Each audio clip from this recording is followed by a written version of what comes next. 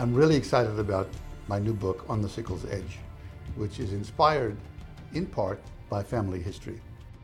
On the Sickle's Edge is basically the backstory to Bloodlines. It explains how two of the main characters met. It's a multi-generational story about a family that lives through some of the most tumultuous times in the 20th century. Immigration, ocean voyages that are dangerous beyond anything we can imagine today, 2 world wars, the Russian Revolution, the Cold War, and what happens to them. It's a love story. As a matter of fact, it's several love stories. It's also an adventure story. At the end, it's a thriller in which people have to be rescued.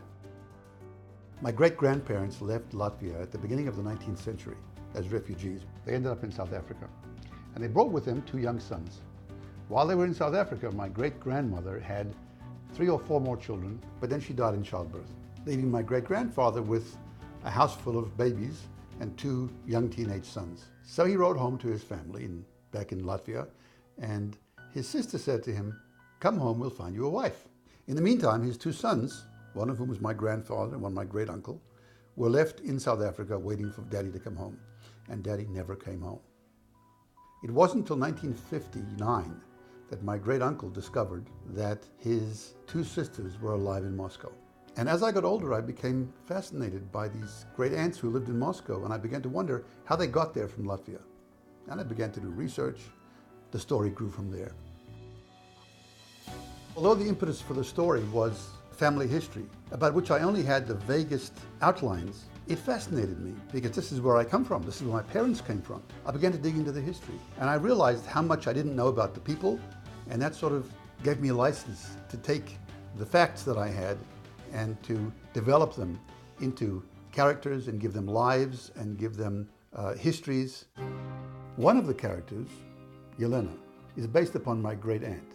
She was one of the little girls who'd been taken back from South Africa to Latvia, and here she was living in the United States now. She'd been a conductor on the Trans-Siberian Railway. She'd had an extraordinary life. My characters actually become real to me while I'm writing them. The fascination for me is discovering what's going to happen.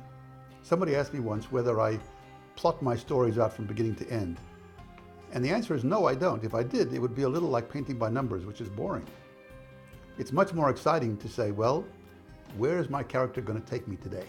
How are these characters going to interact with each other so that I can get them to the end of the book? And it's never a straight line. I've dedicated this book, On the Sickle's Edge, to the 2 boys who were left behind. And in some way, in my own mind, this is a way of coming full circle. This is their story and the story of their family. It's only by putting yourself in someone else's shoes that you can begin to understand what their lives are like. And that's probably the most important thing about writing for me. It enables me to live other people's lives.